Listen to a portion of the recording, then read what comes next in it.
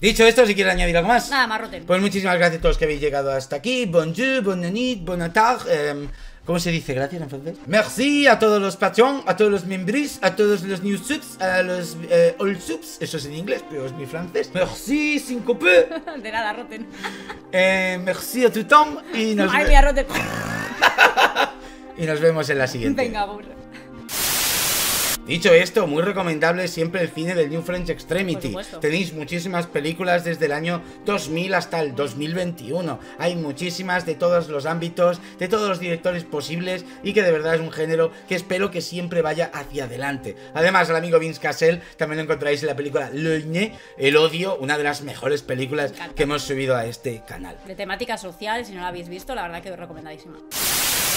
Así que llegados a esto, ¿qué nota le vas a poner a Irreversible? Yo le voy a poner un 8. Creo que es de estas películas que conforme más la he ido viendo, más he ido entrando en esa dinámica de estar contada al revés. A pesar de que creo que podría haber sido una película que habría puesto un 100, pero que tengo que ser honesta con mis sensaciones y que es algo personal que me ocurre a mí, a Rotten, y que quizás a alguna persona más le ocurre esta sensación tan rara a ver la película al revés, y que preferimos que Gaspar la hubiese contado en un orden cronológico. Yo le voy a poner un 7 y repito, le pondría un 100, absoluto. Es de las mejores películas del New French Extremity, os lo digo en serio. El problema es que, como digo, yo voy condicionado. Como ya la he visto, no tengo esa sensación de verla al revés porque ya sé lo que va a ocurrir. Entonces, ocurre lo que digo, pues como si la viera normal, y eso es trampa a mí mismo en mi mente para verla. Hombre, así yo que intento también basarme un poco en el recuerdo que tengo de la primera vez que la vi, cuando no sabía nada de esta película. Por eso, pero la primera vez que la vi, sobre todo, tuve esa sensación de la que estoy hablando ahora, esa sensación de no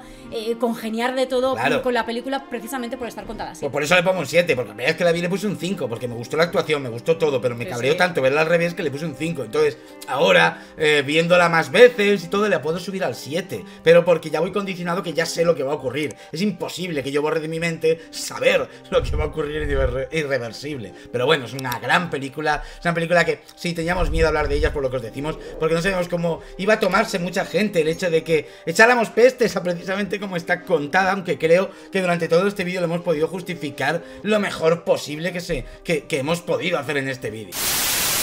Y por último, un poco lo que quiero comentar un poco por encima es el por qué Gaspar Noé decidió hacer la película al revés. Una opción, ya hemos comentado un poco, que puede ser simplemente un poco por tema estético, por tema de originalidad, de frescura, y por contar una película de una forma distinta a lo que hace el resto, pero también me da por pensar que puede ser un poco, y es de hecho una crítica un poco a cómo nosotros vemos la venganza. Somos seres humanos que estamos acostumbrados a ver la venganza como algo positivo, que algo que por lo menos entendemos, que justificamos y que en algún momento seguramente podamos defender. Ante una agresión tan fuerte como la que vemos en la película, la mayor parte de nosotros tendremos tendencia a defender que alguien decida vengarse y acabar con la vida de esa persona de la forma más cruel posible. ¿Qué pasa? Que al estar contado del revés, nosotros no vemos esa agresión como una venganza, porque no sabemos qué ha pasado ni quiénes son esos dos hombres. Entonces te van contando también la sensación de la venganza de forma inversa, para llegar al final, donde se supone que como espectador tienes que seguir apostando por esa venganza, aun sabiendo que la venganza la han hecho con una persona que realmente no era culpable, al menos de esa agresión por los que ellos querían vengarse. Así que una vez más la película acaba con la conclusión que acaban todas, y es que la venganza no es satisfactoria, y es que la venganza no te hace sentir mejor y que jamás hará justicia.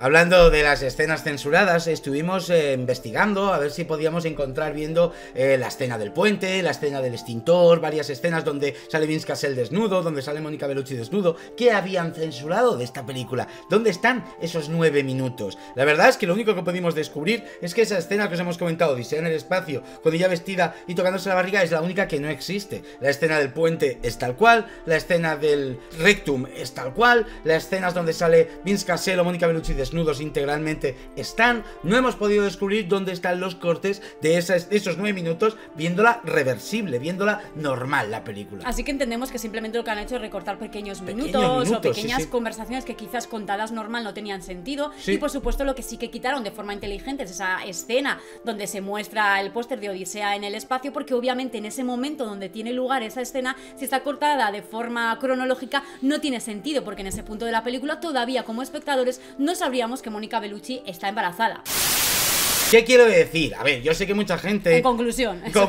La gente está... El Síncope puso un tuit con 4 escenas que para ella son clave de irreversible. Mucha gente le comentó de que la quinta escena que debería haber puesto es esa del césped. Ya os lo digo, yo es que a partir de la fiesta, a partir de que ya ha ocurrido lo de Mónica Bellucci, la película se me vuelve otra cosa. No digo que esté mal, no digo que esté mal actuada. Es maravilloso, unos diálogos intensos, divertidos, muy adultos, muy íntimos, sobre todo. Retratan muy bien a los tres personajes y precisamente en eso consiste esa parte, esa última parte de la peli. Pero la intención de querer conseguir de mí que esa venganza que he visto al principio no la comprenda y sienta la frialdad y luego sentirme mal porque he conocido a los personajes, no lo han conseguido. O sea, a mí la película que acabe así me rompe todo. Hace rato que esa sensación que tenía a primeros 45 minutos la he ido perdiendo y es lo que hace que la película le tenga que bajar la nota y no pueda considerarla una de mis favoritas del New French Extremity. Pero en cambio, en esta edición que hizo en 2020, la cual tiene 9 minutos de censura, que ahora hablaremos un poquito, hace que la película, al verla normal, con los mismos cortes, las mismas escenas, transiciones, músicas, todo idéntico, tenga algo que he vivido al verla de nuevo al revés, ya que yo ya lo sé todo. ¿Qué pasa cuando ves Irreversible por segunda vez? Que lo sabes todo. Entonces, esa violación, esa venganza, todo eso lo vives mucho más intenso. ¿Por qué? Porque lo sabes. ¿Qué ocurre si la ves normal? Que lo ves todo como deberías, sabiéndolo, y duele mucho más. Irreversible es una película que la segunda vez que ves duele más que la primera, porque lo sabes todo. Entonces es como verla normal. Eso es a lo que quiero referirme cuando hablo de Irreversible y que no me gusta cómo está hecha. Yo entiendo que es un recurso original y una forma de contar una historia de venganza y de violación muy fresca y que a mí personalmente me gusta. Normalmente me suele gustar las historias que están contadas pues de un punto a otro, que tienen saltos en el tiempo, que tienen flashback o incluso pueden ir en orden cronológico inverso, como es el caso de Irreversible. Pero luego ya que me funcione o no, o que en mí sea efectivo, es otra cosa. Y en el caso de Irreversible me ocurre más o menos parecido a Rotten, y es que una vez que ya empieza la parte más jovial, la parte más de mitad para adelante de la película, donde nos presentan cómo han empezado el día estos personajes, la verdad es que yo estoy en otras ya no tengo esa sensación de sentirme mal por saber lo que ya he visto, sino que me deja muy fría y me deja con una sensación pues bastante vacía por dentro, no sé cómo decirlo, pero sin llegar a ser incómoda del todo por recordar todo lo que he visto al principio de la peli. Para mí, una vez ya vista de forma en orden cronológico, sí que me resulta más, sí que me afecta un poco más emocionalmente conocer primero a mis personajes y después ver cómo van a acabar, a pesar de ya saberlo porque ya he visto más veces la película. Exacto. Pero para mí sí es más efectivo en este caso haber visto la película en un orden normal, no verla del revés. Pero también tengo que decir que no hay ningún fallo ni ninguna, ningún momento de guión, ninguna conveniencia ni ninguna escena que no tenga sentido a la hora de grabar la película en orden inverso. La verdad que está perfectamente narrada, simplemente es una característica de la película que la hace distinta al resto y por la cual es recordable, así que en realidad este recurso sí que está bien hecho y bien utilizado. Pero bueno, yendo al lío, película empieza con el protagonista de Seúl contra Tous, como comentábamos, en una especie de motel junto a otro hombre, cada uno explicando un poquito los motivos por los cuales están ahí, para oír de fondo una ambulancia, la cual ya veremos al amigo Vince Cassel, que al parecer lo están llevando al hospital. En esta conversación inicial, antes de presentarnos a nuestros verdaderos protagonistas, este carnicero, este personaje de esa otra película, ya nos dejará por ahí una conversación dándonos a entender y diciéndonos claramente que ha abusado de su hija, así que ya podéis más o menos llegar a la conclusión de qué tonito tendrá esa película. Mientras vemos como la ambulancia sea Vince Cassel, personas que no han visto jamás la película que intentar hablar de ella sin saber lo que va a ocurrir, oímos como la policía también está allí y oímos como están insultando algo de maricones durante todo el rato. No sabemos qué ha ocurrido, pero sí que sabemos que nuestro protagonista al parecer va a acabar en una ambulancia. Aquí, como os digo, vemos un cambio de plano y viene lo que más va a marear a todo el mundo, y es el amigo Vince Cassel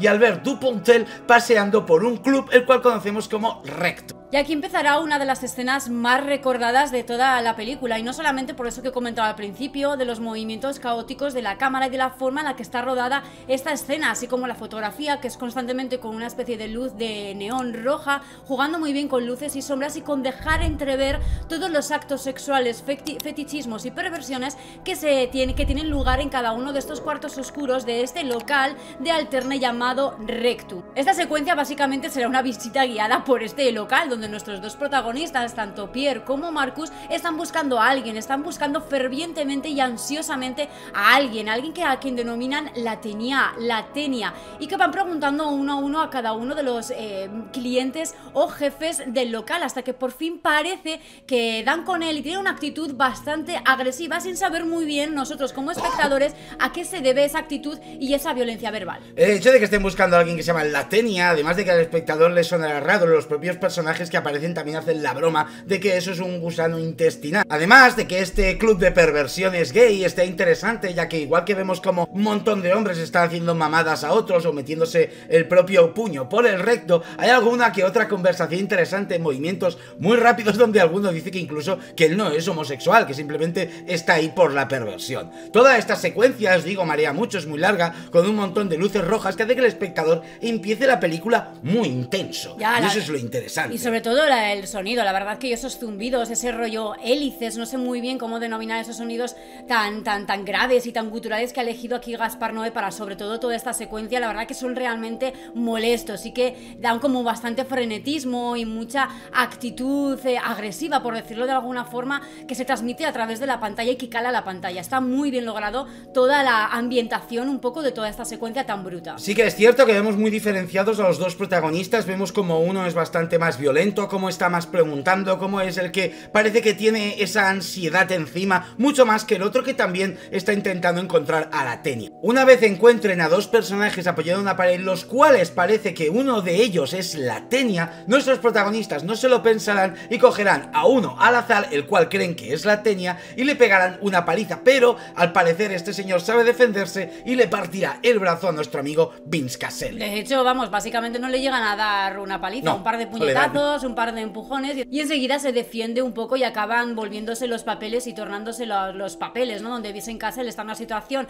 pues bastante peligrosa, donde le acaban rompiendo el brazo e incluso le iban a violar. Suerte que nuestro amigo Pierre y compañero de Vincent en toda esta búsqueda le salvará, y veremos una de las escenas más brutas de toda la película, donde se implicará un extintor, una escena que seguro habéis oído hablar de ella a pesar de que no hayáis visto la película, donde este protagonista, este personaje Pierre, acabará con la vida aplastándole la cabeza y el cráneo al que se supone que es la Tenia. Una escena hiperviolenta, súper bien hecha, una escena del 2002 que no ha perdido ni una sola ápice de incomodidad, una escena que os digo de realismo. Está muy bien hecha esta escena. Sí, la verdad es que la forma en que va rebotando la cabeza conforme le van dando golpes, la forma en la que se va deformando poco a poco, o la manera de gesticular que tiene ese rostro a medida que lo van aplastando, la verdad que me pone la piel de gallina, ¿eh? Es una escena muy bruta, indaga un poquito de cómo lo habían hecho, pero sin indagar demasiado para no perder la magia. Y sí que es verdad que he leído algo de que en un principio utilizaron una especie de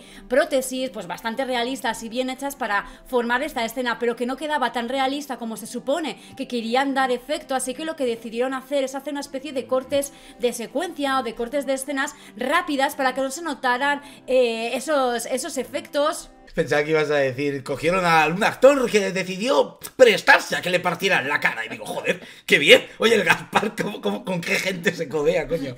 Vamos, que básicamente lo que hicieron es currárselo mucho en el montaje de esta secuencia para que quedara así de realista, ¿no? Aparte de, por supuesto, contar con unos buenos efectos o un buen juego de luces y de color que le da todo el ambiente y todo lo que necesita esta escena para que realmente nos sobrecojamos. Además, os digo que el fondo es increíble, porque el plano es maravilloso. Además de ver cómo le está partiendo la cara con ese extintor, vemos todas las personas del fondo mirando. Como os digo, un chico masturbándose, otros mirando. Nadie pretende hacer absolutamente nada más, que vemos como esta persona intenta balbucear alguna cosa que es incomprensible de oír, pero que más adelante en la película podemos entender más o menos qué quería decir. Y aquí viene ya este fin de capítulo, vamos a decirlo así, porque esta película está como dividida en capítulos virtuales, porque no son claros ni están marcados por un título ni por un número, pero sí que es verdad que veremos repetidamente como una especie de remolino de cámara que casi siempre se va ascendiendo hacia el cielo y que dará lugar a la siguiente secuencia o al siguiente capítulo por medio de esta transición. La verdad que las transiciones son bellísimas y son muy acordes a la forma de narrar y a la forma de rodar que tiene Gaspar en esta película. Así que para nada te saca de la historia ni del momento que estás viviendo, a pesar de tener esa especie de cortes bruscos de la narrativa. Y de la violencia visual vamos a la violencia verbal. Nos encontramos como nuestros dos protagonistas han llegado al Club Rectus, Rectum, y es a raíz de un taxi que conducirá a una persona de procedencia china a la cual le insultarán de todos los improperios racistas que puedan, además de muchos homófobos por parte del taxista y por parte de los dos protagonistas. Aquí es donde podemos ver un poquito cómo es cada uno de los dos protagonistas, cada uno de estos dos que han llegado a este Club Rectum, y cómo vemos que el que hemos visto asesinar de forma tan violenta es un poquito el que está más calmado en ese taxi, el que intenta calmar un poquito la situación, pero que Vince Cassel es un personaje muy violento, con una ira desenfrenada que no va a hacer caso a nada. La verdad que esta escena me ha provocado un poquito también de molestia, más que nada por el montón de gritos, por el montón de insultos, un montón de palabras despectivas que hay acerca del taxista, y más que nada por el caos que se respira en el ambiente, un ambiente muy cerrado, muy claustrofóbico, y que la verdad de la forma que está colocada la cámara también se transmite muy bien al espectador, ¿no? Es como si estuvieras en la situación de Pierre. Yo por lo menos me siento en el lugar y en la posición en la que está Pierre, ese señor que intenta mantener las aguas calmadas, que intenta que la conversación sea un poquito más razonable y más coherente, incluso más humana o más madura de lo animal que está siendo, porque Marcus desprende básicamente eso: instinto de agresividad, voces altas, gritos, insultos, malestar y un cabreo constante e incontrolable. Recordad que esta película está contada cronológicamente inversa, así que en este punto nosotros no sabemos qué es lo que ha pasado ni qué ha desencadenado para que estos dos acaben en ese bar matando a ese hombre a golpes. Pero en este punto ya sabemos un poco cómo es el carácter y la personalidad de cada uno de los personajes. Como bien dice Rotten, creo que es la escena donde mejor se percibe más o menos cuál es la personalidad y cuál es el pie del que cojean cada uno de los protas. Una vez vemos cómo le roban el taxi, veremos la siguiente transición hacia atrás, donde aquí vemos que no solo están Marcus y Pierre, sino que hay dos personajes más. Están en un callejón lleno de prostitutas, buscando a alguien, buscando a Guillermo Núñez, un personaje Núñez, un personaje que todavía no habían hablado de él, un nombre que todavía no conocíamos y que no tenemos claro por qué están buscando a estas prostitutas. Pero en esta escena es muy importante porque ya conocemos el motivo por el cual quieren ir a ese bar recto. Y el motivo no es otro que una violación que parece que han hecho una amiga que tienen en común de los dos. En esta escena no hay mucha información, pero hay diálogos que la verdad que sí que dejan un poco al espectador pensando qué es lo que está pasando aquí. Hay algo que me parece interesante en esta escena y es toda la información que se va revelando poco a poco. Lo primero es que no sabemos quiénes son estos dos hombres que de repente han irrumpido en nuestra película intentando, parece, ayudar a Pierre y a Marcus en esa búsqueda de esa persona que ha agredido a su amiga. Pero hay una conversación que me parece muy curiosa y es que están amenazando a esta prostituta, a la que parece que sí que sabe algo y sí que sabe quién es Guillermo Núñez, y Pierre, como siempre el racional, que tiene un poquito más de cabeza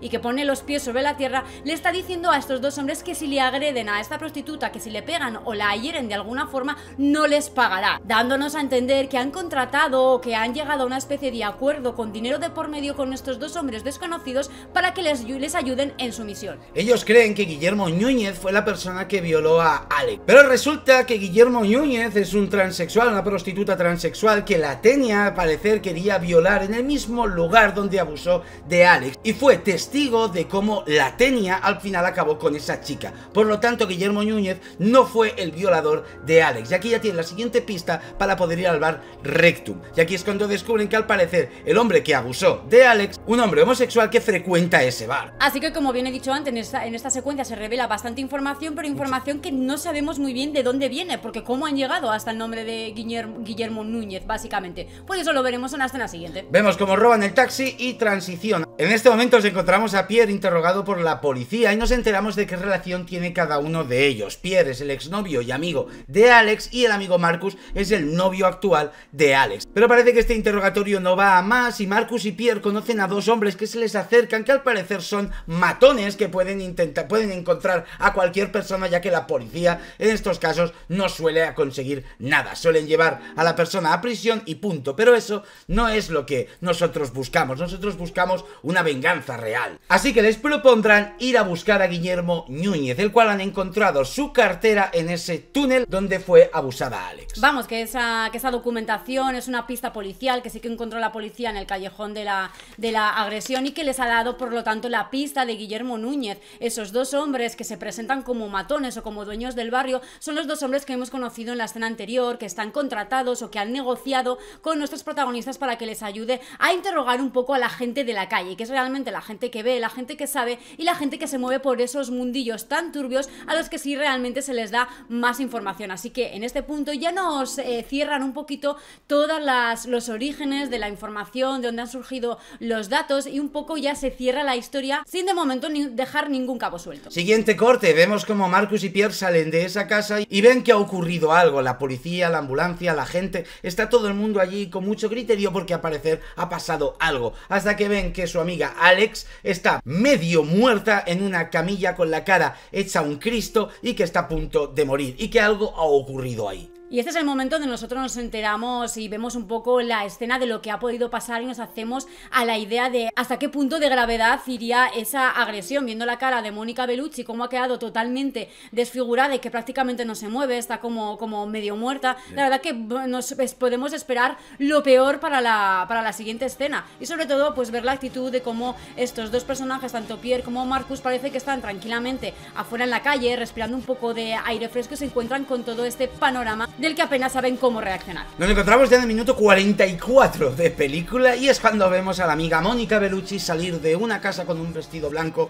precioso que al parecer quiere cruzar la calle. Una calle que transitan muchísimos coches y que también podemos darnos cuenta que es un barrio transitado por mucha prostitución. Hay muchísimas putas por la calle, incluso una de ellas le dice a Mónica Bellucci que el paso subterráneo es mucho más seguro que cruzar por esa calle tan transitada. Maldito momento esa especie de ayuda que le quiere dar la prostituta a nuestra protagonista, porque ahí será en ese túnel donde ocurrirá una de las escenas más violentas, más incómodas y peores iba a decir de la película, pero quizás sea de toda la historia del cine con respecto a esta temática, a las violaciones. Una de las violaciones más crudas, más frías y más violentas que personalmente he visto en el cine, y que es muy larga. Dicho esto, también quiero que en esta escena, además de lo que veremos, hay bastantes revelaciones, ya que cuando Mónica Bellucci está caminando por ese túnel veremos a Guillermo Núñez, esa prostituta transexual, con un hombre en ese túnel. Lo que nos ha contado ella, que fue testigo. Ese hombre, aquí es donde viene lo más interesante, no es el mismo hombre que vimos en esta escena. Exacto. Ya que recordemos que en esta escena vemos a dos hombres discutiendo con Marcus y Pierre, y ellos se enfrentan al primero que parece que se viene arriba, sí, que se hace pasar por la Tenia. Es como el primero que reacciona, sí, ¿no? Cuando les están insistiendo todo el rato de quién es la Tenia, eres tú. Es como el que más parece que reacciona o que se apura, y ellos dan por hecho que la Tenia es él, pero en esta escena vemos claramente que al que han matado aplastando la cabeza con el extintor no es la Tenia, así que lo que suponemos que iba a ser una venganza en realidad ha sido una falsa venganza. Este es el punto más climático de la película con diferencia. ¿Por qué? Además de por lo que veremos a continuación de ese abuso de 9 minutos sin cortes, descubrimos que todo ha sido en vano, ya que al hombre que han matado ni siquiera era al hombre que hizo este acto deleznable, o sea, el culpable. Entonces aquí la película es cuando pega al espectador la patada más gorda en el estómago, en la cabeza y en todas partes, porque vemos que nada de lo que va a salir aquí va a salir bien. Pero hablemos de la escena, una escena, como os digo, de 9 minutos, muy larga, que no es solo de penetración anal como mucha gente la tiene en su recuerdo. Son 9 minutos, pero que además de el miedo que le causa a Mónica Bellucci en el suelo, cómo le habla, cómo la increpa, la verdad que es que desde el minuto 1 no son 9 minutos constantes de penetración, son 9 minutos constantemente de cómo se va gestando esa violación y esa paliza que al final le acaba dando a Mónica Bellucci, dejándola como muerta. Es que es desde el minuto 1 cuando realmente se desprende esa actitud que tiene la Tenia de que esto realmente va a salir muy mal. Es curioso y es interesante que esta escena no fue una violación anal gratuitamente. No se ve mucho en este tipo de películas, ese tipo de violaciones, y es que, iba a decir nuestro amigo la Tenia, el hijo de puta de la Tenia, comenta a la propia Mónica Bellucci que a él las vaginas le dan asco, que a él las mujeres le dan asco. Como decimos, es un personaje que es homosexual, pero también comenta que a él le gusta mucho esa violencia contra este tipo de personas que él odia tanto. Y ahí también podemos entender qué es lo que le hubiera pasado a Guillermo Núñez, una mujer transexual pero que tiene pene. Entonces, este personaje de la Tenia tiene esa dualidad de que le gusta tanto la violencia como los propios hombres en sí. Además de llamarme loca, pero creo que el nombre de la Tenia no tiene nada que ver con la lombriz, o mejor dicho, algo tiene que ver con la lombriz, porque esa lombriz o solitarias, normalmente la ubicación en la que suele estar en el organismo, destruyéndolo, son los intestinos normalmente. Y bueno, pensando en que él es homosexual y muy agresivo, que frecuenta en un bar que se llama Rectum y que su apodo es la Tenia, pues blanco y en botella. En esta escena podremos ver como alguien aparece por el final del túnel, que no tenemos ni idea si fue algo improvisado de la película, algún técnico que apareció por allí pero la película decidió dejarlo, o realmente querían darnos a entender de que hubo un testigo que nunca hizo nada. nada, pero que no se le da más importancia en toda la película. No, simplemente yo creo que ahí está como detalle de que hay una sombra negra de una persona que apareció por ahí, que simplemente vio el panorama y se dio la vuelta. El señor Latenia, veremos que mientras está en el acto irá oliendo popper, una droga que se mueve mucho en ambientes como el que vemos precisamente en el Rectum. Os dejaré por aquí una pequeña definición del popper. Además de, como os digo, esta escena no es solo violenta por la violación en sí, sino por lo que ocurre después, ya que una vez ha acabado con Mónica Bellucci, que un pequeño detalle es que se oye el... como la saca de Mónica Bellucci, es muy interesante, ¿verdad? Sé que es muy asqueroso y duro, pero son pequeños detalles de sonido que la película tuvo en cuenta y que da al espectador ese punto todavía más de realismo que esta escena pudo dar. Lo peor viene después, ya que una vez tiene a esta mujer destruida en el suelo, decidirá darle una paliza para demostrarle todavía más el asco que le tiene. El odio que le tiene, la verdad es que no entiendo por qué ese odio hacia, no sé si hacia esa mujer en sí, hacia las mujeres en general, hacia las vaginas, o no entiendo muy bien de dónde viene ese odio, simplemente es que le gusta tener sexo así, de esa manera tan despectiva, pero me incomoda mucho y me sobrecoge mucho el momento en el que Mónica Bellucci intenta arrastrarse por el suelo con la cabeza mirando hacia abajo para no ver la cara de su agresor, intentando así salvar su vida, ¿no? Es lo típico que te dicen de si no has visto a tu agresor, a tu ladrón o a la persona que ha entrado en tu casa o que te ha agredido, mejor no le mires a la cara para que no tenga la duda de que le vas a reconocer, le vas a denunciar y por lo tanto así tener alguna posibilidad de salir con vida de eso. De nada le vale a Mónica Bellucci porque, como dice Rotten, Latenia continúa machacando la cabeza contra el suelo, dando puñetazos horribles a Mónica Bellucci hasta que prácticamente la deja medio muerta. Además, también le improperará insultos sobre que es una mujer de clase alta, sobre que es una pija y que la llama incluso prostituta y le escupe. O sea, un poquito,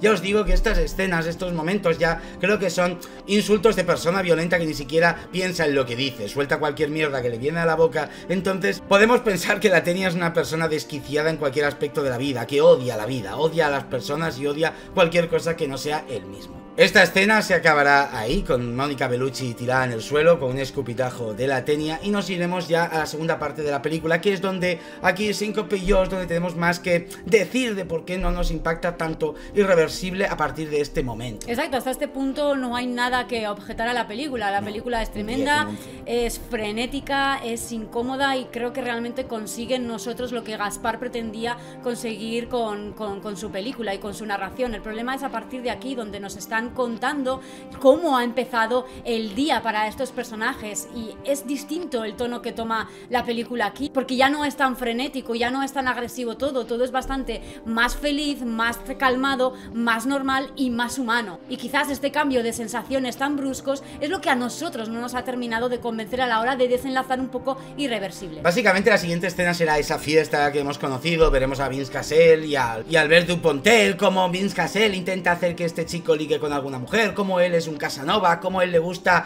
intentar ligar con cualquier mujer, cómo se pasa de rayas, se pasa de bebida y está allí por la fiesta como si estuviera, pues eso, mejor que en ninguna parte. A la vez que vemos a Mónica Bellucci divertirse bailando con varias mujeres, pero que las relaciones entre ellos tres empiezan a darnos a entender cómo son exactamente. Ya que sí que podemos ver como Pierre, al ser el exnovio de Mónica Bellucci, es un señor que es un buenazo, un profesor de filosofía, un poquito aburrido, no es divertido, pero que es una persona entrañable, que sigue enamorado de Mónica Bellucci y no lo esconde en ningún momento. Me gusta mucho toda esta parte de la fiesta porque es un poco la antesala de la escena anterior, ¿no? Sí. Donde ya realmente conoceremos cuál es la relación más cercana y más íntima de estos tres protagonistas, pero aquí más o menos ya se deja ver que Marcus es un hombre más instintivo, que se deja más llevar, que se deja llevar más por sus impulsos, es un hombre en ese sentido, un hombre más echado para adelante, no sé cómo decirlo. Sin embargo, Pierre es un hombre un poco más racional, que tiene que dar más explicación a todo, que está constantemente pendiente de cómo estará Alex, está bailando con tal, la hemos dejado sola, y que intenta un poco centrar siempre su comportamiento y sus actitudes en torno a la persona que realmente le interesa, que le cuesta quizás un poco más divertirse o por lo menos dejarse llevar. Dos personas que, para haber sido pareja de Alex, a la cual todavía no conocemos demasiado, se ve a la legua que son totalmente contrarias. Alex tendrá la conversación con una amiga suya que vemos embarazada embarazada, a la cual le dice que después le tiene que comentar alguna cosa que todavía no sabemos qué es. Por aquí aparecerá el amigo Marcus, Vince Cassel, para hablar con Mónica Bellucci. Tendrán una pequeña discusión de que Marcus se ha pasado esta vez de droga y de bebida y que ya quiere irse a casa, pero que él no quiere irse. Así que Mónica Bellucci, sin tener una discusión muy allá, decidirá irse sola, como parece que ha hecho más de una vez. Está cansada, no sabemos todavía algo que descubriremos más tarde, y decide irse tranquilamente para ocurrir lo que veremos posteriormente. Así que aquí el espectador es donde realmente ya conoce la historia, ¿no? Si es la primera vez que la habéis visto, es el momento donde Alex y Marcus discuten. Alex decide irse de la fiesta, sale de esa casa, se encuentra a la prostituta le indica que mejor, en vez de tomar un taxi o cruzar la calle, pase por el paso subterráneo, y es donde tendrá lugar esa violación, y el resto ya se irá desencadenando solo. Ya llegaremos a esa venganza con esa agresión del extintor prácticamente solos. Sigamos hacia detrás. Aquí vemos una conversación, quizás, os digo, las conversaciones aquí son increíbles. O sea, yo no voy a criticar jamás las conversaciones de Irreversible, porque me parecen maravillosas, fantásticas, como esta. Vemos a los tres protagonistas en un ascensor, comentando y hablando entre ellos, donde parece que a Pierre hace bastantes meses que no lo veían, siendo amigo ahora de Mónica Bellucci, a la vez que es su exnovio. Una conversación entre los tres, la mar de natural, hablando de relaciones, de sexo y de algo interesante, ya que Mónica Bellucci comentará un libro que se está leyendo. Es curioso porque básicamente lo único que se comenta del libro, que Alex comenta del libro, es que tratará precisamente de eso, de que tus sueños pueden ser las premoniciones de tu futuro, o que los sueños pueden dar a entender por dónde va a ir tu destino, tu futuro, algo que sí que tendrá algo que ver y que sí tendrá un poquito más de sentido más adelante. Esta secuencia continuará con nuestros tres protagonistas yendo hacia la estación de metro y tomando uno de los metros camino a lo que ya sabemos que será una fiesta. Me encanta esta secuencia, me fascina la conversación que tienen aquí estos tres personajes, donde realmente me parece una relación entrañable la que tienen entre ellos tres, con su novio y con su exnovio, cómo Alex interactúa con cada uno de ellos de una forma distinta, cómo todos saben separar un poco hasta dónde llega el límite de su relación con cada uno de ellos, y sobre todo cómo Pierre y Marcus realmente, a pesar de no ser amigos y ser exparejas y ser parejas y ser pareja y expareja de una misma persona con la que están ahí, no tienen ningún tipo de tabú ni de problema a hablar de determinadas cosas, como por ejemplo quién de los dos le practicaba mejor sexo a Alex en la conversación central durante todo este viaje en metro. Y la verdad es muy divertida, muy cercana, muy íntima y sobre todo muy honesta y muy confiada. Se nota que entre ellos tres realmente se llevan bien y tienen una confianza y un aprecio entre ellos tres. Ya os digo que yo sé que la película a muchos os gusta que esté contada al revés, pero es que estos puntos ya son los clave para que yo ya no me acuerdo ya aquí de la escena del rectum. Yo aquí ya me he olvidado de que se han vengado de un hombre que en realidad no es ni el que tenían que vengarse. Me he olvidado de la sensación de ver una venganza que no me importaba porque no conocía ni siquiera el motivo. Yo en este punto estoy conociendo a un grupo de amigos que se llevan muy bien. Sí, sé lo que va a ocurrir después, pero no me está dando más pena ahora, ya que cuando he vivido esa situación no los conocía de nada. Claro, me he sentido frío. Es que ese es el punto de la peli, que yo en este momento estoy sonriendo, estoy viendo la escena en plan divertida, porque me parece, porque me parece muy chula la relación que tienen y las conversaciones tan naturales que tienen tres amigos en el metro mientras van a una fiesta. Entonces en este punto esa sonrisa me hace haberme olvidado de lo mal que lo he pasado los 45 primeros minutos de la película. Es un cambio de sensaciones que para mí va antinatural y que entiendo que esa era precisamente la intención de Gaspar Noé, pero que a mí como público me deja al final, cuando lleguemos al final de la película, con una sensación que no me hace sentir incómoda, sino que me deja totalmente fría. Sigamos con las escenas. Aquí vemos como el amigo Marcus y Alex están en la cama, desnudos, que han pasado la noche juntos, son parejas, nos conocemos un poquito mejor. Allí recibimos la llamada de Pierre, que hace meses que no le ven y que va a quedar con ellos para ir a una fiesta. Repito, siempre es el mismo día. O sea, toda la película son las mismas, que digamos, 16 horas. Todo ocurre en 16 horas. Esta pareja también conocemos un poquito más de que la relación que tienen entre ellos, además de que Alex nos dirá que ha soñado con un túnel rojo. Exacto, ha soñado con un túnel rojo que se dividía en dos, y anteriormente en la escena y en la conversación del ascensor nos ha contado que se estaba leyendo un libro que que hablaba sobre el destino y los sueños, y cómo esos sueños podían ser premonitorios de lo que te iba a pasar. Y es bastante curioso lo que comenta aquí con su sueño, porque precisamente será lo que acabará pasándole esa misma noche después de salir de la fiesta. Además de la relación tan entrañable y tan magnífica y tan maravillosa que tienen ellos dos, quiero destacar dos cosas de esta escena. Una es que Marcus le comenta a Mónica Bellucci, así en tono broma y en tono en serio, que quiere follarla por el culo. Algo curioso, ya que es lo que veremos más adelante en el túnel. Ironías de la vida. Y la otra es que Mónica Bellucci le pregunta a Marcus qué pasaría si estuviera embarazada. Y Marcus le dice pues que sería divertido. Bueno, que ¿por qué no? Para posteriormente enseñarnos una escena donde ella está haciendo un test de embarazo, dándonos a entender que está contenta porque al parecer está preñada. Y aquí nos cuadra un poquito la conversación en la que se ha detenido un momento Rotten, que tenía lugar en la fiesta con Mónica Bellucci, hablando con la que entendemos que es una amiga suya que está embarazada y que le dice que quedarán un día para contarle algo. Precisamente es esto lo que le iba a contar, que estaba embarazada al igual que estaba ella. Si Mónica Bellucci se va de esa fiesta no es porque esté incómoda o no le guste, es porque además de que no puede beber, quizá ella es una persona que cuando sale suele tomar algo, pues está un poco incómoda, estará revuelta y prefiere irse. Y ahí también tiene un poco la discusión con Marcus, que tampoco es una discusión muy grave, es muy normal. Sí, yo la verdad que recordaba que la discusión era más ferviente y era peor todavía, una discusión más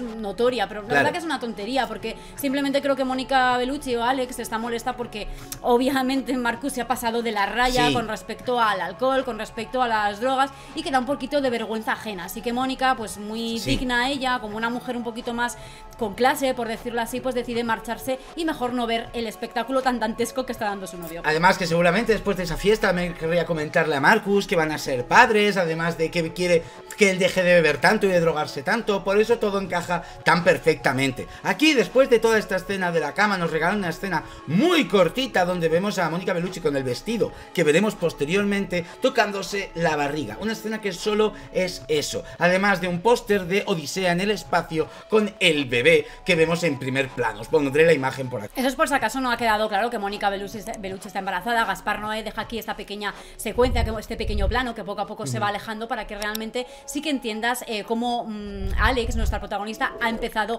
su día. Y aquí es donde viene la última escena de la película, una escena donde no hay diálogos, donde simplemente veremos a nuestra protagonista con ese vestido primaveral, tumbada en el césped, leyendo un libro, el libro precisamente que comentan en ese ascensor, y rodeada de gente y sobre todo enfocándonos cómo juegan unos niños, para posteriormente terminar la escena con ese remolino de cámara nuevamente hacia el cielo. Y la frase, el tiempo destruye todas las cosas. Aquí también veremos pues como que 3-4 minutos de epilepsia pura, sin que me tuvo que apartar la mirada. Yo sí, a mí estas cosas me dan mucho yuyu. Yo me quedé mirando todo el rato a ver si aparecía algo, no aparece absolutamente nada. Son 3 minutos de epilepsia pura y ni siquiera hay créditos porque los hemos visto antes. Y aquí, pum, acaba la película. Este vídeo lo vamos a hacer, como dice Síncope, explicándoos, ya que me he ido apuntando viendo la película, qué ocurre exactamente en cada capítulo. Las transiciones serán con movimientos de cámara, las cuales enfocarán pues hacia un techo, hacia un suelo, ya que esta película, antes de hablar de ella, técnicamente tiene varias cosas bastante para destacar, como los movimientos de cámara que marearon a media sala de cine, ya que si todos los festivales que fue, el ruido estridente que te va apareciendo, que el cual Gaspar puso para crear incomodidad en el espectador. Lo consiguió, está claro, porque es que los primeros minutos de esta película hay un movimiento de cámara constante, caótico, que va dando vueltas, que sube para arriba, para el suelo, para los dos lados. Es realmente incómodo. Quiero aclarar que los primeros minutos se refiere a los primeros 15 minutos sin parar, con una cámara que te va a marear más que lo que mareó la bruja de Blair, a quien le mareó. Además que la película empieza con los puros créditos del final, que tendríamos que ver precisamente al final de la película y no al principio. Pero bueno, te voy a preguntar así un poquito, sin spoiler, ¿de qué trata Irreversible? Bueno, pues en esta película nos presentan el camino hacia la venganza de dos hombres, pero contado de forma inversamente cronológica. O sea, empezando por el final, por la venganza. Para que todavía no sepa nada de Irreversible, es una película francesa del New French Extremity, siendo quizá la segunda del New French Extremity, ya que la primera fue Danse Mapu, aunque esa de Extremity la verdad es que tampoco tiene mucho. Película de 99 minutos del director y guionista Gaspar Noé. Esta película además fue una secuela, que mucha gente no lo sabe porque solo es por una pequeña imagen y un pequeño personaje que hay en la película, de Seúl contre Tous, película que también tenéis en el canal del año 99. Una película película que, bueno, yo no sé catalogar muy bien si nos gustó o no. Creo que nos dejó un poco a medias, en plan un 5 o un 6, pero podéis pasaros con la review para verlo de forma fresca, porque esa sí que es verdad que solo lo hemos visto una vez y a pesar de que tenía un tema muy controvertido y muy polémico, creo que no nos llegó del todo a convencer, aunque el personaje principal, que es este señor, este carnicero que sale en esa primera secuencia de Irreversible, sí que nos conquistó y sí que está bastante bien desarrollado. Es un poco el tema de la conclusión final de la película de Seúl contra todos, lo que creo que no nos convenció del todo, pero echarle un vistazo al vídeo. Para actores solo voy a mencionar al trío protagonista, la amiga Mónica Bellucci, que sale maravillosa en esta película, al guapísimo y siempre hermoso Vince Cassel, uno de nuestros actores franceses, por no decir nuestro actor francés favorito en cualquier sentido, y el amigo Albert Dupontel, que el cual tampoco tengo muy visto en muchas películas, pero que en esta también se marca un papelón increíble. Aclarar antes de empezar que no es la primera vez que vemos Irreversible. De hecho, creo que la hemos visto ya por separado en su momento cuando esta película se estrenó y se rodeó de polémica y de controversia. Creo que también la hemos visto una o incluso dos veces juntos, y esta edición que compramos ha sido pues por lo menos la cuarta vez que la hemos visto. Sí.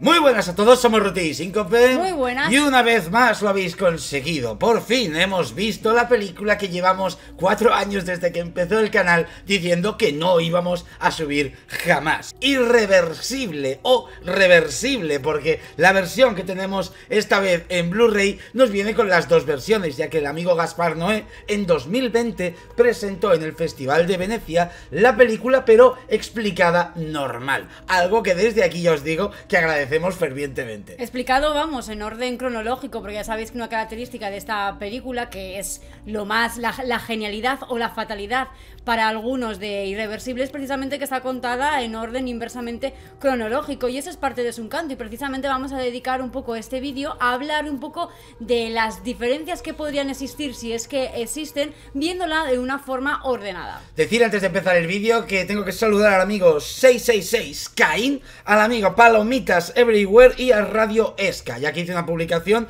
viendo la película que los 3 primeros que la adivinaran los saludaría en el vídeo, pero en especial a nuestro amigo Darko, al cual le he dedicado este dibujo de la pizarra, siendo tú, Darko, ese marrano que se masturba mientras le revienta en la cara al otro con el extintor.